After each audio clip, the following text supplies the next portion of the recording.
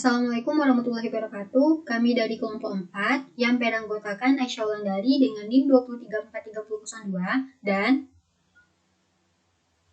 Saya Fadila NIM 2343006 dan Saya Faiza Marta Davia dengan NIM 2034308 dan Saya Muhammad Tito Yoda dengan NIM 2034339 dan Saya Muhammad Nasirida dengan NIM 203434042 akan mempresentasikan materi bab ke-6 mengenai penggalian insight dari data COVID-19 dengan visualisasi dengan studio kasus data Korea Selatan. 6.1 Pendahuluan.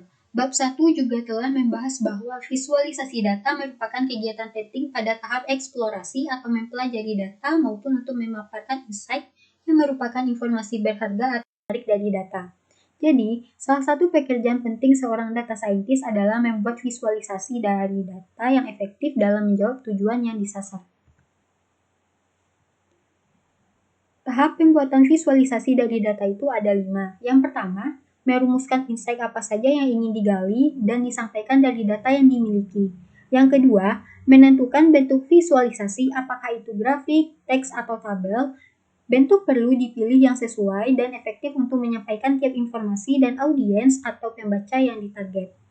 Dan yang ketiga, memilih tools, software, atau perangkat lunak yang tepat untuk tiap bentuk visual yang akan dibuat. Yang keempat, menyiapkan data dengan format sedemikian rupa sehingga dapat ditangani atau diproses oleh tools yang dipilih. Dan yang terakhir yaitu yang kelima, membuat visualisasi dari data dengan tools atau program yang telah disiapkan. Untuk materi selanjutnya yang akan dipresentasikan oleh Faiza. Kepada Faiza, disilahkan. Baiklah, saya akan menjelaskan data COVID-19 di Korea Selatan. Data yang tersedia merupakan hasil rekaman kasus-kasus mulai dari tanggal 20 Januari sampai 30 April pada tahun 2020. Nah, setiap data dengan Excel. Sebagian tabel pada data COVID-19 tersebut adalah ada data kasus, data pasien, dan data time series. Nah, yang pertama data kasus, yang mana terdapat format datanya dengan CSV sebanyak 112 baris. Kasus-kasus terpapar COVID-19 dengan kolom tes ID, provinsi, kota, kelompok, kasus infeksi, terkonfirmasi, dan garis lintang garis bujurnya. Kedua, data pasiennya. Terdapat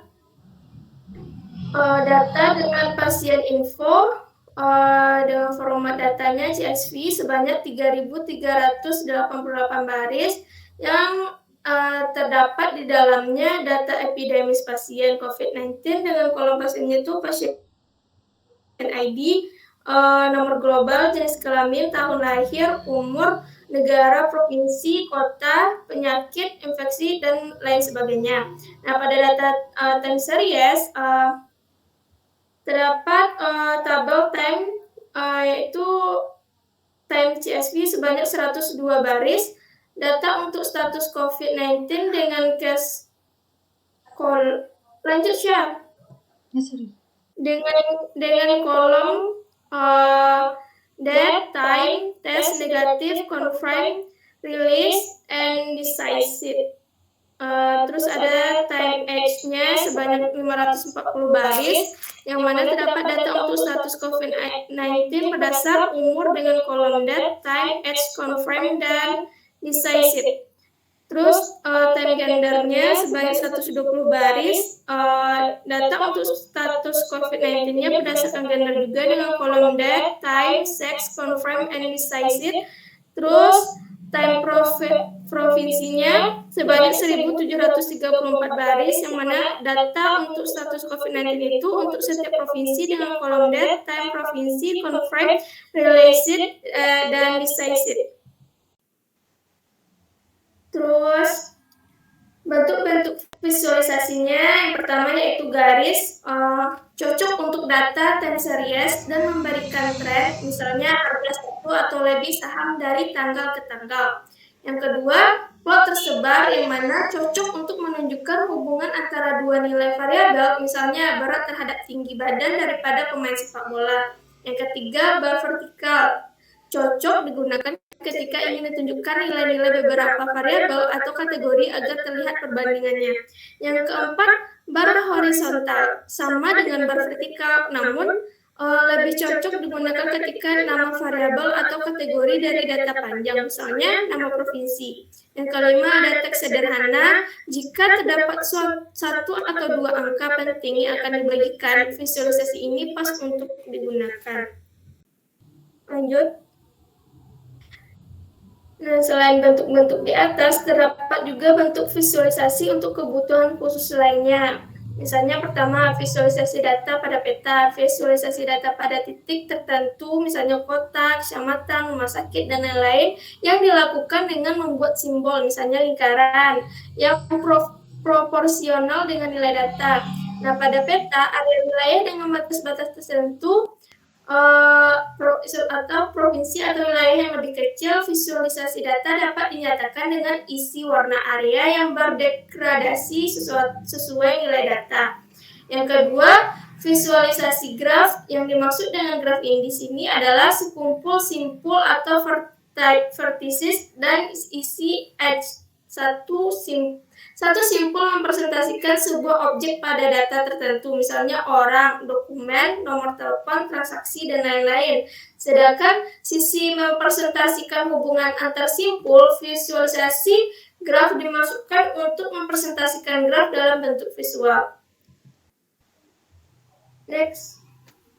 Mungkin sekian, saya kembalikan kepada moderator. Untuk materi selanjutnya yaitu penggalian insight yang akan dipresentasikan oleh Muhammad Rashid Ridha. Kepada Rashid Ridha disilakan. Penggalian insight. Pertanyaan 1. Bagaimana tren tes COVID-19 dilakukan di Korea Selatan dari waktu ke waktu? Apakah banyak orang yang terbebas? Bentuk visual yang cocok adalah garis yang mempresentasikan jumlah atau tes dan yang negatif terhadap waktu. Karena periode sudah diketahui Januari sampai April 2020. Format tanggal perlu diubah ke DD nama bulan agar grafik lebih singkat dan cepat dibaca. Insight dari data, tes dilakukan dengan cepat atau grafik naik eksponensial dari Februari ke akhir April dan dari waktu ke waktu. Hasilnya sebagian besar negatif. Pertanyaan kedua, bagaimana tren akumulasi terkonfirmasi atau positif yang sembuh dan meninggal dari waktu ke waktu? Sama dengan tren tes, visualisasi yang cocok adalah grafik garis. Seperti sebelumnya, format tanggal perlu diubah, lalu grafik dibuat dengan Excel. Agar tidak tiap garis mempresentasikan informasi yang berbeda, warna dibedakan dengan garis tes dan negatif pada gambar 6.4. Insight dari data, penyebaran COVID-19 di Korea Selatan segera terkendali atau grafik naik dari pertengahan Februari sampai akhir Maret. Selanjutnya landai. Bagi yang terpapar, proses penyembuhan juga relatif cepat atau grafik naik secara tajam dari 9 Maret sampai akhir April.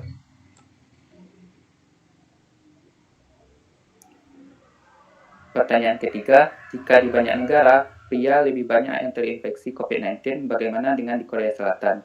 Untuk menjawab pertanyaan tersebut, data dapat diperoleh dari file Time Gender CSP pada 2 baris terakhir yang berisi jumlah wanita dan pria yang terkonfirmasi terpapar COVID-19 dan yang meninggal pada tanggal 30 April 2020. Nilai kolom seks dan confirm lalu digunakan untuk membuat pie chart di Excel atau dengan Matplotlib Python. Pemilihan pie chart dimaksudkan untuk menunjukkan posisi kue untuk pria dan wanita yang terinfeksi. Gambar 6.5. Insight dari data, di Korea Selatan lebih banyak wanita, sekitar 2/3 dari total yang terinfeksi.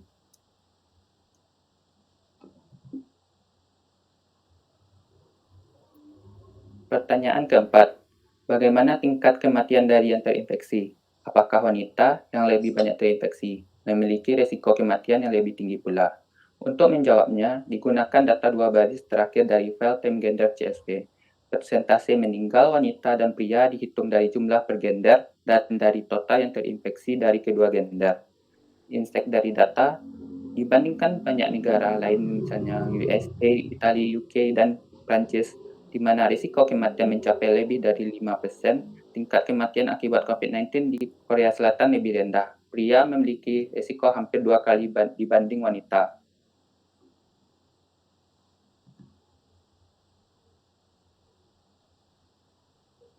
Pertanyaan kelima, berbagai hasil analisis data COVID-19 berdasar umur menunjukkan hasil bahwa dari satu negara ke negara lain, distribusi orang yang terserang COVID-19 berbeda-beda.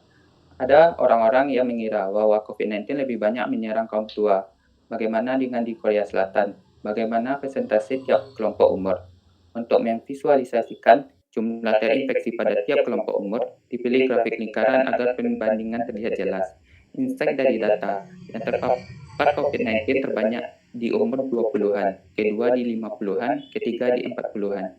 Jadi, berbeda dengan anggapan banyak orang, di Korea Selatan ternyata umur 20-an memiliki risiko tertinggi terinfeksi COVID-19. Sekian, terima kasih. Saya kembalikan ke moderator. Untuk pertanyaan selanjutnya yang akan dijelaskan oleh Muhammad Dito Toyodadi, silakan. Baiklah, saya Muhammad Dito Toyoda akan melanjutkannya. Pertanyaan ke-6, hasil analisis dari berbagai negara mengindikasikan bahwa semakin tua pasien, risiko kematian semakin tinggi. Untuk Indonesia, berdasar informasi pada website Peta Sebaran 16, mulai umur 45, persentase meninggal di atas 40%. Bagaimana dengan pasien di Korea Selatan? Data jumlah orang meninggal dipilih per kelompok umur pada tanggal terakhir, yaitu 30 April 2020. Lalu persentase dihitung untuk tiap kelompok umur dengan membaginya dengan jumlah total yang meninggal. Insight dari data, makin tua umur orang yang terinfeksi COVID-19, makin besar risiko kematiannya. Risiko meningkat tajam sejak umur 50-an.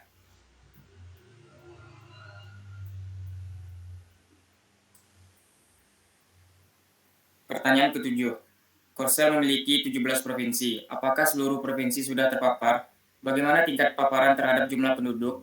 Bagaimana perbandingan terinfeksi atau terkonfirmasi sembuh dan meninggal di tiap provinsi? Untuk menjawabnya, data diambil dari 17 baris terakhir dari file Time Province. Hasilnya lalu diurutkan dari terbesar ke lebih kecil dan digunakan untuk membuat grafik bar vertikal pada gambar 6.10. Insight dari data, jumlah terinfeksi di Provinsi Daegu jauh melampaui yang lain, disusul Gyeongsang-gu-do, Gyeonggi-do, dan Seoul. Setelah itu jumlahnya relatif sedikit.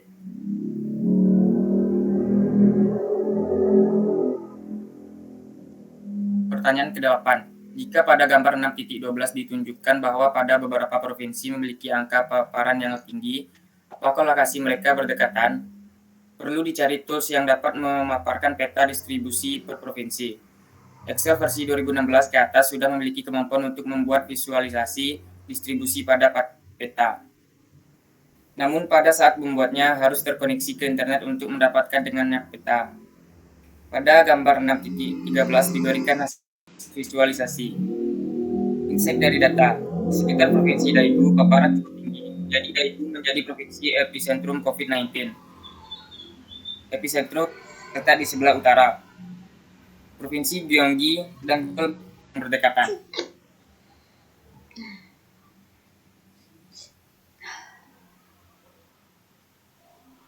Pertanyaan ke-9. Bagaimana tren atau pola terkonfirmasi dan sembuh di tiap provinsi berdasar waktu? Data time range.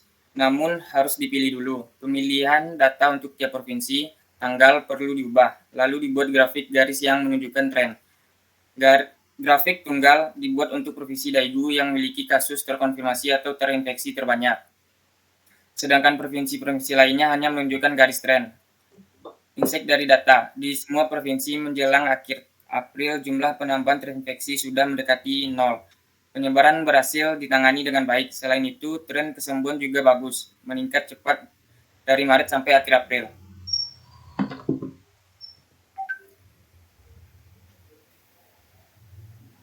Pertanyaan ke-10. Bagaimana sebaran terinfeksi di kota-kota Korea Selatan? Apakah terpusat di kota-kota tertentu dan terdapat epicentrum? Data belum tersedia jumlah terinfeksi di tiap kota dapat dihitung dari file case.csv. Pada tiap kota dilakukan penjumlahan komputasi grup by berdasar kota untuk menjumlah nilai kolom confirm pada masing-masing provinsi, lalu dihitung jumlah terinfeksi di setiap kota. Hasilnya diurutkan dari terbesar dan terkecil. Proses dilakukan pada file cache.csv. Insight dari data penyebaran COVID-19 di Korea Selatan hanya terjadi di beberapa kota dengan epicentrum di Namgu, Provinsi Daegu. Untuk provinsi dengan paparan terbanyak lainnya, hanya Seoul yang memiliki kota epicentrum. Di Gyeonggi-do dan Gyeongsangbu-do, kasus terbanyak berasal dari kota lain. Baiklah, saya akan mengembalikan ke moderator. Untuk pertanyaan selanjutnya yang akan dijelaskan oleh Fadila. Kepada Fadila, disilakan. Baiklah, pertanyaan 11. Bagaimana dengan asal paparan, tempat-tempat mana saja yang paling banyak menjadi ajang penularan COVID-19? Sebelumnya, data belum bersedia namun dapat disiapkan dari file CSV dengan format CSV. Perlu dibuat sebuah kolom baru plus group yang diisi dengan kategori tempat. Perhitungan dengan grup by dilakukan untuk menjumlahkan nilai-nilai confirm, lalu diurutkan dari yang terbesar ke terkecil dengan digunakan untuk membuat grafik bar horizontal. Insight dari data. Sesuai dengan dari diagram, gereja dan rumah sakit merupakan tempat mayoritas orang terpapar. Selain itu, orang dapat terpapar dan kontak dengan pasien dan berasal dari luar konser atau impor. Terdapat lebih dari 1.000 kasus yang tidak dapat diketahui di mana mereka tertular.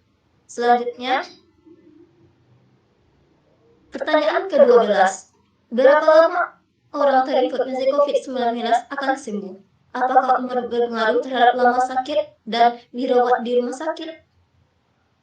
Sebelumnya data belum tersedia, namun lama kesembuhan dapat dihitung dengan file patient info dengan format CSV yang berisi data cukup data dari 3.380 sampel pasien.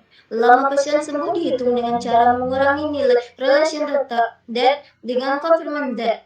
Setelah itu, dengan group by dihitung rata-rata kesembuhan tiap kelompok umur. Hasilnya digunakan untuk membuat grafik bar horizontal.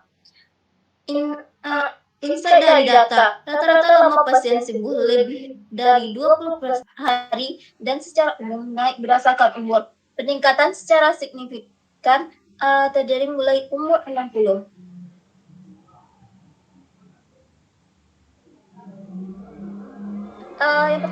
Selanjutnya pertanyaan ke-13.